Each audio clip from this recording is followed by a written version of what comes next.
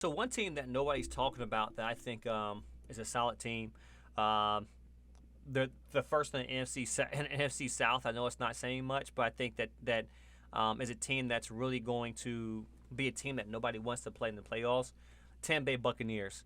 The Tampa Bay Buccaneers have beat both top teams in the NFC. They beat the Detroit Lions. They've beaten the Eagles, and they beat the Commanders. I want to say Commanders are a top team, but they beat Detroit Lions and they beat the Eagles. But you have a big game coach, right? Todd Bowles is a guy that understands football and understands coaches and tendencies. I say this before: football is about matchups, tendencies, and preparation. If you have those things in line, you're going to be successful most of the time. Of course, there's anomalies like exceptional players that kind of break those disciplines, but that's what football is about: tendencies, matchups, and preparation. Todd Bowles is a master of all three, and he gets amped up for these big games. If Tampa Bay makes it into the playoffs, I can see them taking down one of these giants, maybe even the Eagles in the playoffs. Um, Baker is playing marginal football. He's not putting up these wild numbers that we expect him to see, but he has 24-9, 24 touchdowns, 9 interceptions. And then he's also has a good running game support him. You got to think, Tampa Bay has no Mike Evans. No Mike Evans. Right? So understand that he's doing this without his two top receivers that are down. So I do expect that Tampa Bay to come into these games, compete, but be really more prepared. I'm sorry, he did have Mike Evans this game. I lied. Mike Evans come back. Mike Evans came back, but they beat a feisty Carolina Panthers team. But having Mike Evans back, Sterling Shepard, I like Baker Mayfield in the playoffs with Todd Bowles. He got a taste of it last year. They always have a stingy defense. Levante David spearheading that defense. You got Antoine Winfield Jr. on the back end. And you got some veteran guys like Jamal Dean and whatnot. But this Tampa Bay team is not a team to play with. They emphasize running the ball, and they have pretty much a holistic attack to the game. But they're a team that I believe is also very, very, very, very sound. I think this is the team that most people should worry about. When I talk about a top team in the NFC, you have to include Tampa Bay in there. They took down both Giants, the Eagles and the Detroit Lions. The Detroit Lions really haven't had a premier win that I say, you know what, here's my stamp of approval.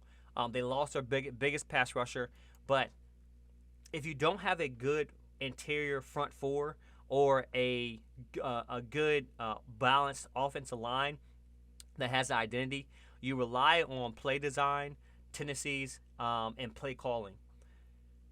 I think that Detroit has those three things, but when it comes to the mind of Todd Bowles versus an Aaron Glenn or a Mike Campbell, I like Todd Bowles as a thinker versus them. So this is my kind of my challenge with the Detroit Lions and why I look at Tampa Bay as a top team. They recruited well a running back. Bucky Irving is a fine. Where did Bucky Irving go to college? Let's look that up. Where did Bucky go to college? Let's see where Bucky went to college. The reemergence of Sterling Shepard's interesting as well too. I thought his career was dead when I saw him catching passes from his girlfriend in the off season. Him and Odell Beckham. They're buddies.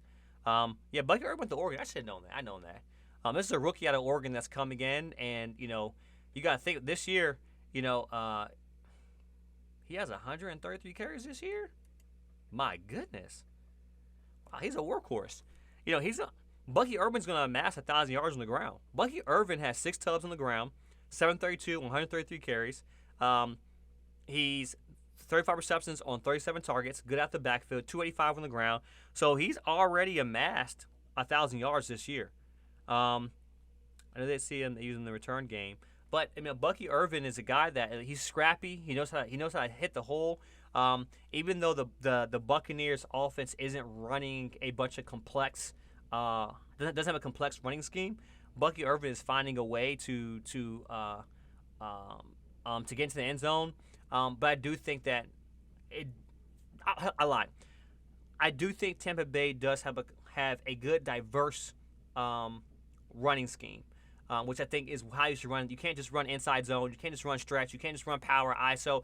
A good mix to change the looks up for the defensive fronts is what you want to do, but you got to have your offensive line ready.